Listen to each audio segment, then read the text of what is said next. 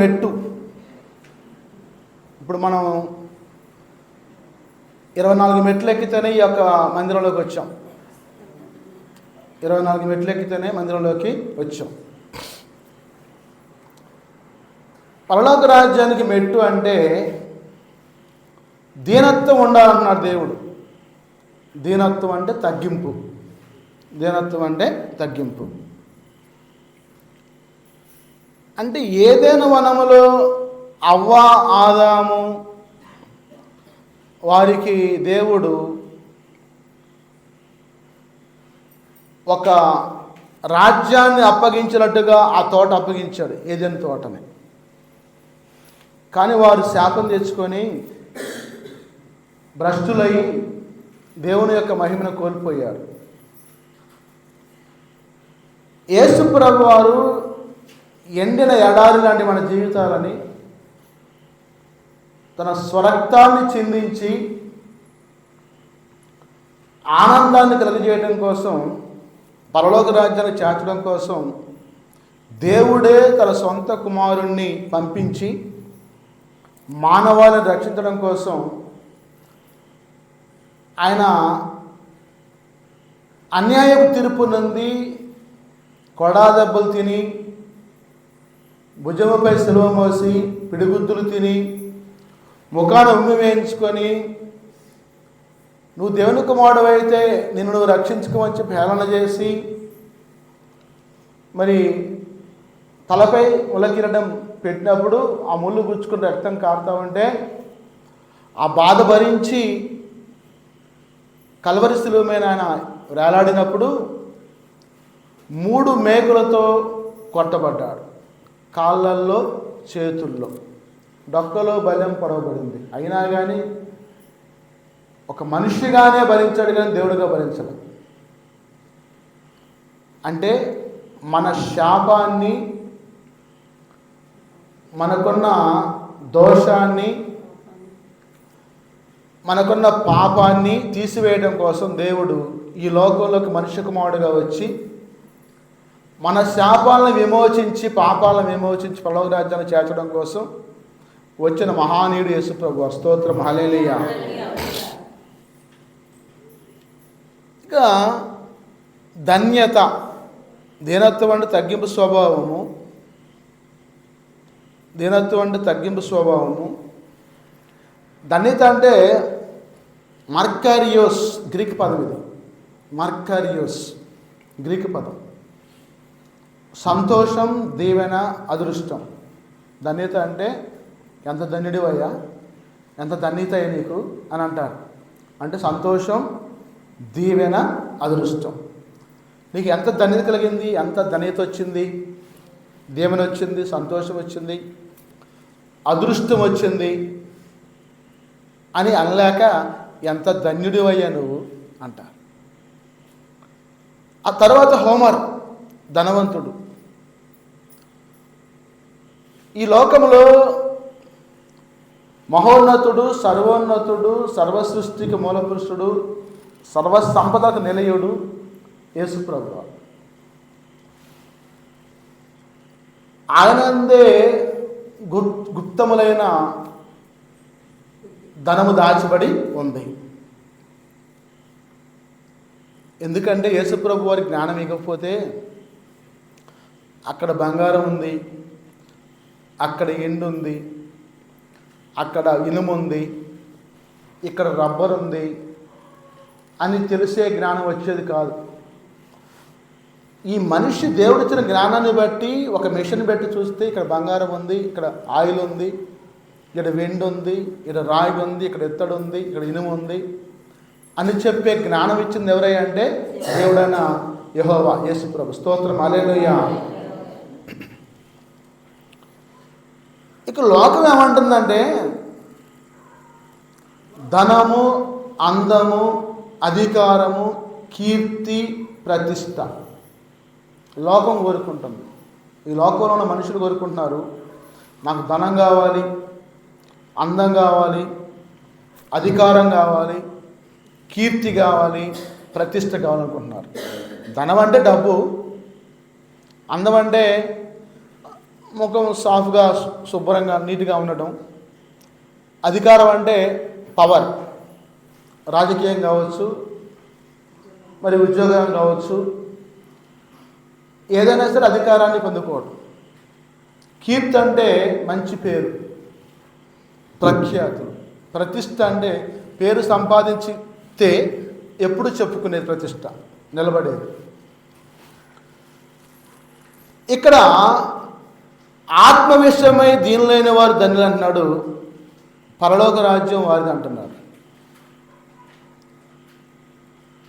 అంటే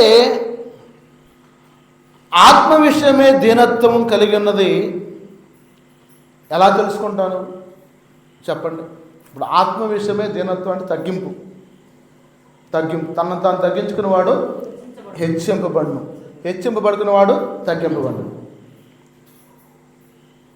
అంటే ఎందుకు దీనత్వం కలిగి ఉండాలి?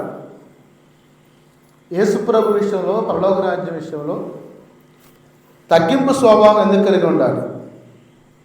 ఒకసారి ఒక సహోదరుడికి ఫోన్ చేశాను నేను, నాయనా మన చర్చిలో 3 ములక్కాయ చెట్లు ఉన్నాయి, కాయలు కొయ్యాలి, మరి ఇక్కడ కర్ర ఏం దొరకట్లా, నాకు కాస్త కొత్తపాలెం నుంచి కర్ర తెచ్చిపెట్టని చెప్పి ఫోన్ చేసి,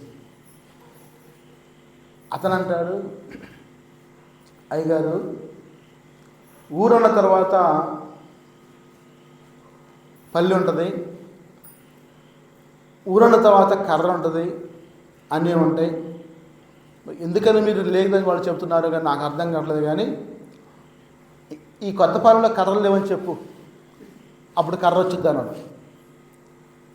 నాకు అప్పుడు బల్బు వెలిగింది. బల్బు వెలిగి, అమ్మా కొత్తపాలెంలో కర్రలు లేవంట, ఇక్కడే చూడండి కర్రని, ఆ ములక్కాయలు కొట్టాలి బాగా ఎక్కువగా కాసిని అంటే మరణం లోనకు పోయారు, కర్ర తీసుకొచ్చారు, దానికి జ్యోతి కట్టారు, ఇది అడ్డపుల్ల కట్టారు. కట్టి 2 పిల్లలు ప్రాజెక్ట్ కూడా బాగా ఉంది, ఆ ప్రాజెక్ట్ కూడా ఎక్కేసి టక్క కోస్తే బస్తా ములక్కాయలు. స్తోత్రం హల్లెలూయా. ఈ ఊరు మొత్తం తల్లనలకు పంపించా, ఇంకా 6 బస్తా అవి మిగిలింది. వెంకటరామ గారికి పంపిస్తే ఆ మొత్తం ఆ చుట్టుపక్కల మొత్తానికి పంచిపోయి. స్తోత్రం హల్లెలూయా. అంటే ఒక మనిషి తగ్గింపు స్వభావాన్ని కలిగి ఉండాలని చెప్పి వాక్యం చెబుతూ ఉంటే, ఇంకో మనిషి ఏమంటుందంటే ఇక్కడ లేదని చెప్పి అంటుంది, ఇంకో మనిషి ఏమో లేదు ఉంటుంది ఆలోచించమని చెప్పి అంటుంది. ఎంత జ్ఞానం ఆలోచించండి. నాకు కూడా కొంచెం అప్పుడు బల్బు వెలిగింది. అప్పుడు దాకా నిజమే లేదు కావాలనుకుంటున్నాను నేను కూడా. అంటే తగ్గింపండి. అయ్యా అమ్మ ఏం చేయమంటారు, ఏమన్నా పని ఉందా, పరిచర్య కోసం మందిరంలో ఏమైనా పని ఉందా, మరి మందిరం కింద ఏమైనా పని ఉందా, ఏం చేయాలని చెప్పి ఎప్పుడైతే ఆ తగ్గింపు స్వభావంతో చిన్నపిల్లవాని వలె లోబడి పనిచేస్తావో అందుకు నీకు 1,00,000 రెట్లు ప్రతిఫలం దేవుడు ఇస్తాడు. స్తోత్రం హల్లెలూయా. 1,00,000 రెట్లు. అందుకే దేవుడు అంటున్నాడు, మరి దీనత్వం అంటే తగ్గింపు. ఎలా తెలుసుకుంటాం? తగ్గింపు ఎలా తెలుసుకుంటావు చెప్పండి? మన మాటను బట్టి. Very good. మన మాటను బట్టే. నోరు మంచిదైతే ఊరు మంచిదవుతుంది. అమ్మా, ఓ పెద్దమ్మ, మరి ఈ ఊరికి వచ్చి కొత్తగా వచ్చా నేను, ఈ ఊరు మంచిదేనా అని చెప్పి అడిగినంట. పొరుగురు నుంచి వచ్చిన ఒక ఆయన. ఆ పెద్దమ్మ అంటాను, అయ్యా మనవడా, నీ నోరు మంచిదైతే ఈ ఊరు కూడా మంచిదేనయ్యా. స్తోత్రం హల్లెలూయా. తగ్గింపు అంటే తెలుసుకోవాలంటే నీ నోటి మాటను బట్టి, నీ నోటి మాటను బట్టి. వాడిగల నాలుక గాయము చేయును. నీ నాలుక అనేది గాయము చేసే నాలుకగా ఉండకూడదు. అదే దేవుడు మాట్లాడుతున్నాడు. మరి ఆత్మవిషయమే దీనత్వం కలిగి ఉంటే పొందే ప్రతిఫలం ఏంటి? ఫస్ట్ నేను అడిగిన క్వశ్చన్ ఏంటంటే, దీనత్వం అంటే ఏంటి? తగ్గింపు స్వభావం. తగ్గింపు స్వభావం. రెండో క్వశ్చన్ ఏంటంటే, తగ్గింపు స్వభావం ఎలా తెలుస్తుంది? మాట ద్వారా. మరి ఆత్మవిషయమే దీనత్వం కలిగినందుకు పొందే ప్రతిఫలం ఏంటి?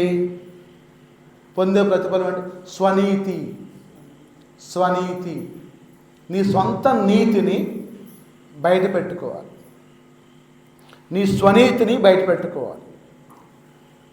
అదే మనిషి మంచోడే కానీ గుణవేరా గుడిచేడు అంటారు. అప్పుడు దాకా తాగనని చెప్పి ఇంట్లో కూర్చొని భార్యతో మాట్లాడుతారంట, పిల్లలతో మాట్లాడుతారంట, కబుర్లు చెబుతారంట. అబ్బో మా నాన్న మారిండి, వాళ్ళు పర్లేదు, మాకు సంతోషమే, మా డబ్బులు ఆగం కావని చెప్పి కుటుంబం మొత్తం సంతోషంగా ఉందంట. ఇవి బాసుకళ్ళు ఎత్తారని చెప్పిపోతారంట. ఆ కాళ్ళు అంట ఆటోమేటిక్గా తీసుకుపోయి ఆడకి కూర్చోబెడతాయంట. అతను ప్రమేయం లేదు, బయటకు వచ్చిన ప్రమేయం లేదు, కాళ్ళు నడుచుకుంటూ పోయినాయి, షాప్ కాడ ఆగినాయి. నాకు బాడీ అంటాను తీసుకుని తాగి వచ్చి, ఏంటి అన్న తాగనని చెప్పావే? ఏమోరా, నేను బయటికి పోయా, నా కాళ్ళే ఆటోమేటిక్గా నడుచుకుని పోయినరా, పోయిన తర్వాత నా నోరు అడిగిందిరా, తీసుకుని వచ్చి తాగారని చెప్పినట్టు. అంటే అంత బానిసత్వానికి బానిసమై ఉన్నాం. ఒక పాపానికి ఒక మనిషి తన ప్రమేయం లేకుండానే బానిసగా మారాడు. అంటే స్వనీతి ఒప్పుకోడు, స్వనీతిని ఒప్పుకోడు. లూకాసు వార్త 18వ అధ్యాయము 10 నుంచి 14 చదవండి. లూకాసు వార్త 18వ అధ్యాయము 10 నుంచి 14 దాకా చదవండి. ప్రార్థన చేయుటకై ఇద్దరు మనుషులు దేవాలయంకు వెళ్ళిరి. వారిలో ఒకడు పరిసయ్యుడు, ఒకరి సుంకరి. పరిసయ్యుడు నిలువబడి, దేవా, నేను చోరులను, అన్యాయస్తులను, వ్యభిచారులైన ఇతర మనుషుల వలన ఈ సుంకరి వలన ఉండనందుకు నీకు కృతజ్ఞతాస్తుతులు చెల్లించున్నాను. వారమునకు 2 మార్లు ఉపవాసము చేయుచు నా సంపాదన అంతట్లో 10వ వంతు చెల్లించునని తనలో తాను ప్రార్థించుచుండెను. అయితే సుంకరి దూరముగా నిలుచుండి ఆకాశము కన్నులెత్తుటకైనను ధైర్యము చాలక రొమ్ము కొట్టుకొనుచు, దేవా, పాపినైన నన్ను కరుణించమని పలికెను. అతని కంటే ఇతను నీతిమంతులుగా తీర్చబడి తన ఇంటికి వెళ్ళనని మీతో చెప్పుచున్నాను. తన్ను తాను తగ్గించుకునేవాడు తగ్గింపబడిననియు, తన్ను తాను తగ్గించుకునేవాడు హెచ్చింపబడిననియు చెప్పాను.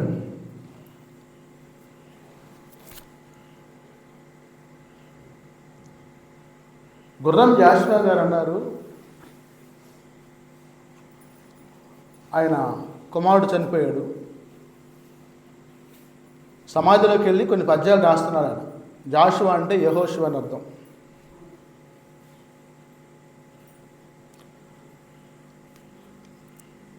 ఏమని రాస్తున్నాడంటే, రాజే కింకరుడగు కింకరుడే రాజు అని రాస్తున్నాడు. కాలానుకూలంబుగా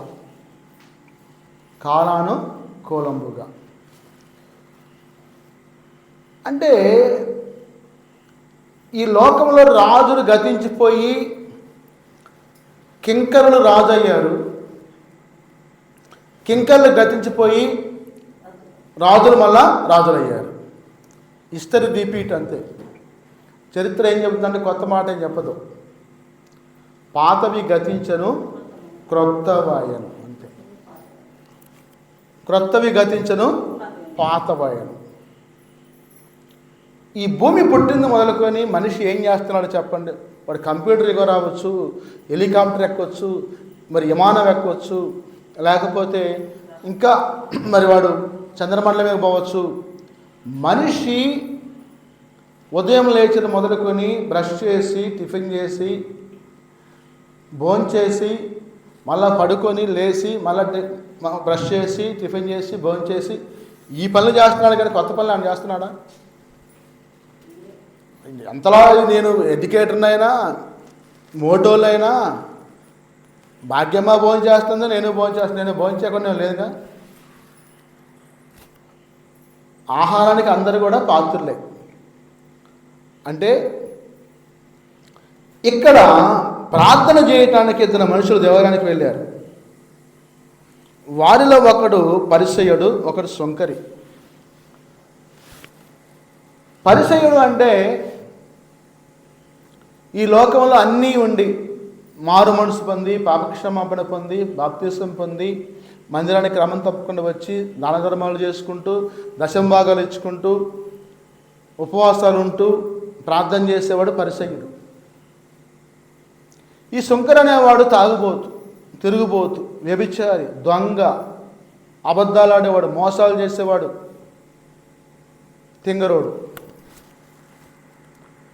సరే ఈ పరిసయుడు రోజు మందిరానికి వచ్చి కూర్చొని మోకాలు వేసి ప్రార్థన చేసి చేతులు పైకెత్తి అంటాడు. ఆ సుంకరు కూడా అటు పోత వచ్చి ఆ దేవాలయం మెట్ల కాడ నుంచొని, అయ్యా యేసు ప్రభువా, నేను ఈ మెట్లు ఎక్కడానికి యోగ్యుని కదా అయ్యా, ఇక్కడే ఉండి నేను బాదుకొని ప్రార్థన చేస్తానని చెప్పేవాడు. ఆయన ప్రార్థన చేస్తుంటే ఈ పరిసయుడు అంటాడు, అయ్యా యేసయ్యా, నేను చిన్నప్పటి నుంచి వాక్యాన్ని చదువుకుంటున్నాను, ప్రార్థన చేస్తున్నాను, ఇంతవరకు పాపం చేయలేదు, నా ఆస్తి అంతట్లో దశమ భాగం నీకు తీసుకొచ్చేస్తున్నాను, ఇతరులకు సహాయం చేస్తున్నాను, పాపులకు సహాయం చేస్తున్నాను, ఆ సుంకరి వలె ఉండకుండా నేను నీతిగా ఉన్నానయ్యా అని ప్రార్థన చేస్తున్నాను. ఈ పరిసయ్యుడు చేసే ప్రార్థన హెచ్చింపుగా చేశాడు. సుంకరేమో, అయ్యా నేను పాపినయ్యా, దొంగనయ్యా, మోసగాన్నయ్యా, దోషనయ్యా చెప్పి గుండెలు బాదుకొని తగ్గింపుతో ఏడ్చుకుంటూ ప్రార్థన చేస్తున్నాడు.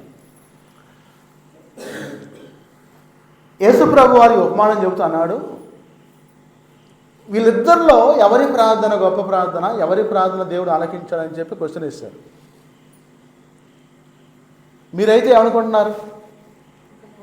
సుంకరి ప్రార్థన ఆలకించిందా, పరిసయుడి ప్రార్థన ఆలకించిందా? సుంకరి ప్రార్థనే ఆలకించింది.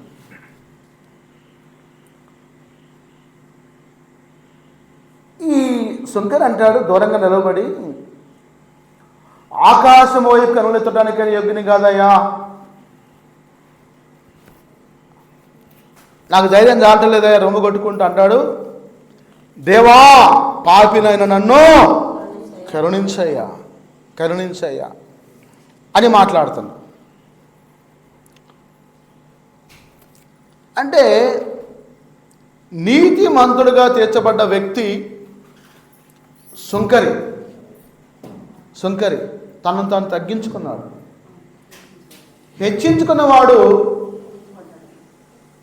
పరిసయ్యుడు, తగ్గించబడ్డాడు. ఈ రాత్రి దేవుడు నీతో మాట్లాడుతున్నాడు. ఒకవేళ నువ్వు హెచ్చింపు స్వభావంతో ఉన్నావా, తగ్గింపు స్వభావంతో ఉన్నావా, ఇప్పుడే ఆలోచించు. నేను కొంతమంది కొన్ని క్వశ్చన్లు వేస్తాను, ఒప్పుకోవాలి,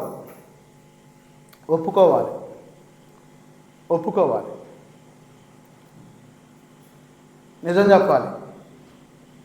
ఇద్దరి గురించి ఇప్పుడు ప్రార్థన చేశాను, దేవుడు చెప్పిన మాటలు వాళ్ళతో తెలియజేస్తాను, వాళ్ళు ఒప్పుకోవాలి. అంటే ఆత్మ విషయమే దీనత్వం కలిగి ఉన్న ఎలా తెలుసుకోవాలంటే దేవుని నుండి పొందడానికి అర్హత.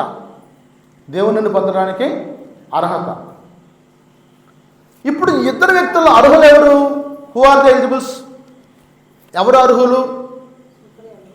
సుంకరి అర్హుడు. యేసయ్య రాజ్యానికి ఎవరు అర్హుడయ్యారండి? సుంకరి అర్హుడయ్యారు. బలహీనత ఏంటి? పరిసయుడు బలహీనత ఏంటి? సుంకరి బలహీనత ఏంటి?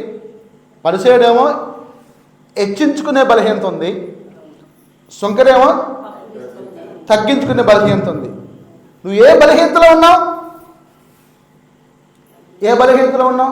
తగ్గింపు స్వభావం బలహీనతలో ఉన్నావా? ఉంటే పరలోక రాజ్యం యొక్క తలుపులు నీకు తెరవబడతాయి. స్తోత్రం హల్లెలూయా. పరలోక రాజ్యం యొక్క తలుపులు తెరవబడతాయి. పొందుకునేది ఏంటంటే దీవెనలు, బ్లెస్సింగ్స్. పొందుకునేది ఏంటండి? దీవెనలు, బ్లెస్సింగ్స్, ఆశీర్వాదాలు.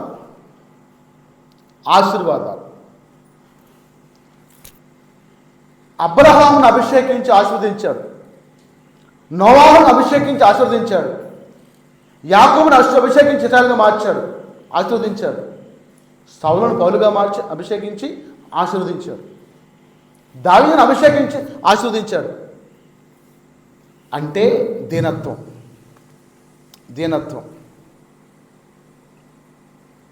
పాస్టర్ రాజశేఖర్ గారని కాకినాడలో ఉన్నారు. ఐఏఎస్ ఆఫీసర్ ఆయన,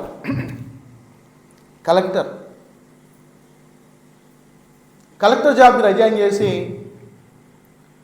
ఐఏఎస్ కోచింగ్ సెంటర్ పెడితే సాగట్లా. హిందువుడు, భార్యాభర్తలు. రోజు పడుకొని దిగులుగా కన్నీరు కాలుస్తూ ఉన్నాడు. నేను జాబ్కి, మంచి జాబ్ రిజైన్ చేసి వచ్చాను, ఈ కోచింగ్ సెంటర్ పెడితేనేమో ఇది సాగడం లేదు, అన్ని అప్పులు అయిపోయినాయి, ఇంట్లోకి బియ్యం అయిపోయినాయి, సరుకులు లేవు, భార్య ఏమో ఎత్తి పొడుస్తూ ఉంది అని బాధపడతా ఉంటే ఆయనతోటి ఒక వెలుగు వచ్చి మాట్లాడుతుందంట. రాజశేఖర్, నీవు నా తట్టు తిరుగు, నేను నీ తట్టు తిరుగుతా. స్తోత్రం, హల్లెలూయా. ఈయనెవరు? ఈయన తట్టు నేను తిరగడం ఏంటి, నా తట్టు ఆయన తిరగడం ఏంటి అని కళ్ళు మూసుకుంటే యేసు ప్రభు కనపడుతున్నాడు. స్తోత్రం, హల్లెలూయా. మాట్లాడి ఆయనకి ₹1,00,000 కావాలి, పొద్దున్నే అప్పిచ్చునులు వచ్చి అడుగుతారు, పరువు బాధ లేకపోతే. కోర్టుకు వేసిండు వాడు, కోర్టుకు వేశాడు.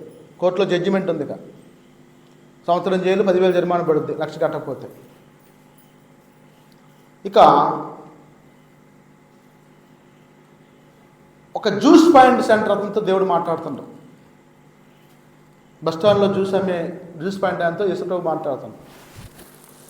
అతను ప్రార్థనకి వెళ్ళేవాడే. నానా, తూర్పు బజార్లో రాజశేఖర్ అనే ఒక ఐఏఎస్ ఆఫీసరు రిజైన్ చేసిన ఆయనడు, నీ దగ్గర ఉన్న ₹1,00,000 తీసుకెళ్ళిపోయి ఆయనకి ఇవ్వమని చెప్తుందంట. స్తోత్రం, హల్లెలూయా. రాజశేఖర్ ఎవరు? ₹4,00,000 తీసుకుపోయి ఏంది? యేసుప్రభు ఎప్పుడు నాతో మాట్లాడడం, ఇప్పుడు మాట్లాడుతాను ఏంటని చెప్పి ఆయనకు భయం అయ్యి, ఇది ఆయన అనుగ్రహిస్తేనే నాకు సంపాదించే కదా, కాబట్టి ఆయన చెబుతుంది కాబట్టి నాకు ఆయన 10 లక్షలు ఇస్తారని చెప్పి నమ్మకంతో, విశ్వాసంతో ఆ ₹1,00,000 తీసుకొని బ్యాగులో పెట్టుకొని తూర్పు బజార్కి పోయి, అయ్యా ఐఏఎస్ కోచింగ్ సెంటర్ ఇచ్చే రాజశేఖర్ గారు ఇల్లు ఎక్కడ అని చెప్పి అడుగుతున్నంట. అందుకే ఆ మూల సందులో ఉండి అదే అన్నారంట. వాళ్ళందరూ ఏడ్చుకుంటా రేపు కోర్టులో కేసు జడ్జిమెంట్కి వస్తుంది, శిక్ష పడుతుందని చెప్పి బాధపడుతుంటే బెల్ బటన్ మోగుతుందంట. వెంటనే రాజశేఖర్ గారు, ఎవరు వచ్చారు మన కోసం, అంతా మనం అప్పుల పాలైపోయి, కోర్టుల పాలైపోయి ఆగమై ఉన్నాం, అయినా తీద్దాంలో తలుపు అని చెప్పి వచ్చి తలుపు తీస్తే ఈయన వచ్చి, అయ్యా వందనాలు అంటున్నాడు. ఈయనకు వందనాలు చెప్పడం రాదుగా, కూర్చోబెట్టి మీరు ఎవరయ్యా అన్నాడంట. నేను యేసుప్రభు పెట్టినాయా, నేను తెచ్చుకెళ్తాను, మీకు దేవుడు నాతో మాట్లాడి ₹1,00,000 డబ్బులు ఇవ్వమని చెప్పాడు, మీరు ఆపదలో ఉన్నారంట, రేపు ఏదో కోర్టు కేసు ఉన్నాను, నీకు ఇచ్చిరమ్మన్నాడు ఇది గిఫ్ట్గా అని చెప్పారు. పట్టణం చెప్పట్లా చెప్పేసరికి భార్య పిల్లలు వచ్చి ఏడుతున్నారు కూర్చొని. యేసుప్రభు అంటే ఎవరయ్యా అన్నారు. యేసుప్రభు అంటే ఈ లోకాన్ని రక్షించిన లోకరక్షకుడయ్యా, పాపుల రక్షకుడు, సృష్టికర్త ఆయననయ్యా, పరమదేవుడు ఆయనయ్యా అని చెప్పి ఆయన దగ్గర బైబిల్ ఉండే ఇచ్చి చదువుకోమని చెప్పి ఆ ₹1,00,000 చేతులు పెట్టి ప్రార్థన చేసి వెళ్ళిపోయాడు. స్తోత్రం, హల్లెలూయా.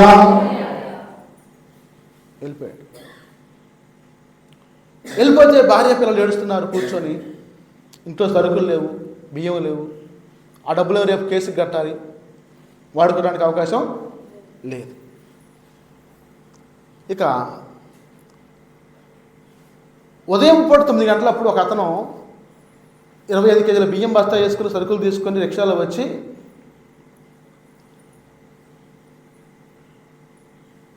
దేవుడు నాతో మాట్లాడాడండి, మీకు ఈ బియ్యం సరుకులు ఏమన్నాడు, ఈ ₹10,000 డబ్బులు కూడా ఇవ్వమన్నాడు, మీరు 3 నెలలు అంటే అద్దె గంటగా ఖాళీ చేయమంటున్నారు ఇల్లు అని చెప్పి వచ్చి అది పెట్టి ప్రార్థన చేసి ఇచ్చిపోతాను. స్తోత్రం, హల్లెలూయా. ఇక ఆ పట్టిన భార్యాభర్తలు కింద పడి డొల్లాలు ఏడుతున్నారంట. అప్పుడు 3 రోజులు అన్నం ఉండక బయటికి పోతే పరుగు పోద్ది, పరుగు కల కుటుంబం, ఐఏఎస్ ఆఫీసర్ అయ్యా. ఇక అప్పుడు ఆమె బరాబర్ లేచి అన్నం కడిగి పెట్టి, కూర చేసి అన్నం చేసి పెట్టి కూర్చొని తిన్న తర్వాత అప్పుడు బైబిల్ తీసి చదువుకుంటున్నారు. ఇది ప్రార్థన చేయడం నేర్చుకున్నారు. నేర్చుకొని చిన్నగా పొద్దున్నే కోర్టుకు వెళ్తే జడ్జి గారు పిలిచారు. రాజశేఖర్ గారు, మీరు డబ్బులు ఇవ్వాల్సిన మాట వాస్తవేనా? వాస్తవేనండి. మరి ఆయన ₹1,00,000 కడితేనే కేసు విత్డ్రా చేసుకుంటారు, లేకపోతే నీకు 10,000 జరిమానా, సంవత్సరం జైలు, ఏం చేయమంటారు అన్నాడు. అయ్యా మీ సమక్షంలో కడతాను అయ్యా, నన్ను క్షమించమన్నాను. స్తోత్రం హల్లెలూయా. జడ్జి గారికి ఇచ్చేసింది. జడ్జి గారు పిలిచి అతనికి ఇచ్చి కేసు కొట్టేసింది. దేవుడు తలుసుకుంటే సమస్తము కూడా సాధ్యమే. ఆయనకు అసాధ్యమైనది ఏమీ లేదు. నేను ఒక అతనికి ₹3,00,000 ఇవ్వాలి. బ్యాంకు పెట్టినప్పుడు అప్పు అయింది. ఆ బ్యాంకులో గ్రూప్లో కట్టకపోతే నేను కట్టే ఆ డబ్బులు అవి నా మీద పడ్డాయి. వాడు ₹3 కొట్టి చేసి 25 లక్షలు చేసిండు. అన్నాడు 3 లక్షలు ఎంత చేసిండు? 25 లక్షలు చేసిండు. 25 లక్షలు నా మీద కోర్టులో కేసు వేసిండు. కేసు వేస్తే ఇక జడ్జి ముందే మా లాయర్తో చెప్పాడు, రమేష్ గారు లాయర్, మరి రేపు జడ్జిమెంట్ ఇవ్వబోతున్నాను, ఇతనికి 10,000 జరిమానా, సంవత్సరం జైలు రాశాను, మరి ఏం చేస్తారో చేసుకోండి మీ ఇష్టం అని చెప్పి నాతో చెప్పకుండా లాయర్తో చెప్పింది. లాయర్ ఆయన నైట్ నాకు ఫోన్ చేసి, మీరు ఒక ₹30,000 తెచ్చుకోండి ఎట్టకట్ట, మీకు వెంటనే బెయిల్ ఏర్పాటు చేస్తాం, తర్వాత ఆ బెయిల్ వచ్చిన దాకా మళ్ళీ డబ్బులు చూసుకోవచ్చు, మీరు కొంత టైం ఇస్తారు జడ్జి గారు అని చెప్పి ఫోన్ చేసిండు. స్పాట్లో వాడికి 3 లక్షలు కట్టలేను, 25 lakhs కట్టలేను. ఎట్టగారు 30 లక్షలు పోగు చేసి, ఆ 30,000 పోగు చేసి శాలరీ పెడితే అకౌంట్లో తీసుకుపోయి లాయర్కి ఇచ్చాను. వాళ్ళు అప్పుడు కూడా స్పాట్ బెయిల్ పుట్టించి ఆ 10,000 జరిమానా కట్టి బయటకు తీసుకొచ్చారు. లేకపోతే ఆ రోజు అరెస్ట్ అవ్వాలి. 1 year జైలు పడింది నాకు.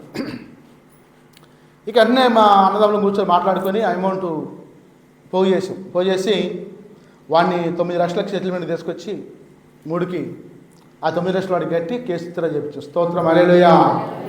ఆయన తలుచుకుంటే ఏదైనా సాధ్యమే, అసాధ్యమైనది ఏమీ లేదు. అంటే ఒక మనిషికి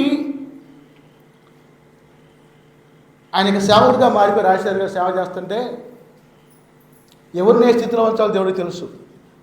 ఆయన కోసం ప్రత్యేకించి ఒక అతనితో మాట్లాడి చిన్న కారు, మారుతి ఆల్టో కారు తీసుకొచ్చి ఇంటి ముందు పెట్టిపోయినట్టు, ఆయన తాడు ఇచ్చిపోయినట్టు.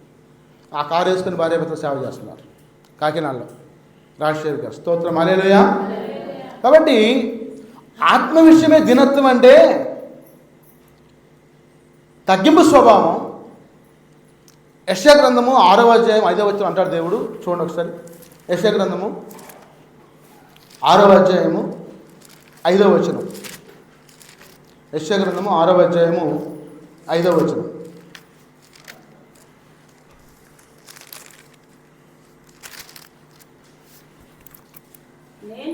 నేను అయ్యో అపవిత్రమైన పెదవులు గలవాడును, అపవిత్రమైన పెదవుల గల జనుల మధ్య నివసించువాడను, నేను నశించితిని, రాజును సైన్యములకు యెహోవాను నేను కన్నులారా చూచితిని అనుకుంటున్న. స్తోత్రం హల్లెలూయా. ఈ రాజైన ఉజ్జియా మృతి పొందిన సంవత్సరం అప్పుడు యెషయా కలిగిన దర్శనం మాట్లాడుతున్నారు. ఈ యెషయా అత్యున్నతమైన సింహాసనమందు ప్రభు ఆసీనుడై ఉండగా నేను చూచితిని. ఎక్కడున్నాడు యేసయ్య? అత్యున్నతమైన సింహాసనం పైన గొర్రె పిల్లలాగా కూర్చొని ఉన్నాడు. ఆయన చూశాడంట. ఆయన చొక్కాయి అంచులు దేవాలయంలో నిండుకుని. స్తోత్రం హల్లెలూయా. యేసయ్య యొక్క చొక్కా అంట ఈ చర్చ్ మొత్తం కూడా నిండుకుని అంట. మళ్ళీ అన్నాడు, ఆయన పైగా శరాపులు నిలిచి ఉండేది, ఒక్కొక్కరికి 6 రెక్కలు ఉండేను. అంటే దేవదూతలు వీళ్ళు యేసయ్య పైగా నుంచొని స్తుతి స్తోత్రం అని చెప్పి గాన ప్రతిగానాలు చేస్తున్నారు. వాళ్ళకంట 6 రెక్కలు ఉన్నాయంట. ప్రతివాడు 2 రెక్కలతో తన ముఖాన్ని కప్పుకున్నంట, 2 రెక్కలతో తన కాళ్ళు కప్పుకొని 2తో కూర్చుంది. స్తోత్రం హల్లెలూయా. ఇప్పుడు నేను ఒక క్వశ్చన్ వేస్తాను. శాంతి, దేవదూతకి 6 రెక్కలు ఉన్నాయి. 6 రెక్కల్లో 2 రెక్కలతోటి ఏం చేసింది? 2 రెక్కలతో ఏం చేసింది? ముఖాన్ని కప్పుకుంది. 2 రెక్కలతోటి కాళ్ళని కప్పుకుంది. 2 రెక్కలతోటి ఎగురుతుంది, స్తుతిస్తుంది, ఆరాధిస్తుంది, మహింపరుస్తుంది. అర్థమైందా కీర్తి? అర్థమవుతుందా? చెప్పులేసి దేవదూత 6 రెక్కలతో ఏం పని చేస్తుంది? పొలం పని చేస్తుందా? కూలి పని చేస్తుందా? మాగని పని చేస్తుందా? పత్తి చేస్తుందా? నుంచో. అమ్మాయి నీ పేరు ఏం పేరు? చెప్పు చెప్పు. సిగ్గు అవుతుంది కానీ చెప్పు. 1 రెక్క కాదు తల్లి, నీకు దండమే తల్లి. 2 రెక్కలతోటి ఎస్ ఎస్ ఎగురుతూ స్తోత్రం. కట్టుతప్పుడు కానీ అట్లా బాగా చెప్పింది. భయపడితే పారగొడతారు. ధైర్యంగా నిలవాలి, ధైర్యంగా నిలవాలి. ముఖ్యంగా ఆడపిల్లగాలు ధైర్యంతో నిలవాలి. శక్తి యాప్ వచ్చింది 112 దాని నంబరు. శక్తి యాప్ వచ్చింది 112 దాని నంబరు. కాబట్టి ఇక్కడ సైన్యములకు యెహోవా పరిశుద్ధుడు, పరిశుద్ధుడు, పరిశుద్ధుడు, సర్వలోకము ఆయన మహిమతో నిండి ఉన్నది. స్తోత్రం, హల్లెలూయా. సర్వలోకము నీ మహిమతో నిండి ఉన్నది దేవా.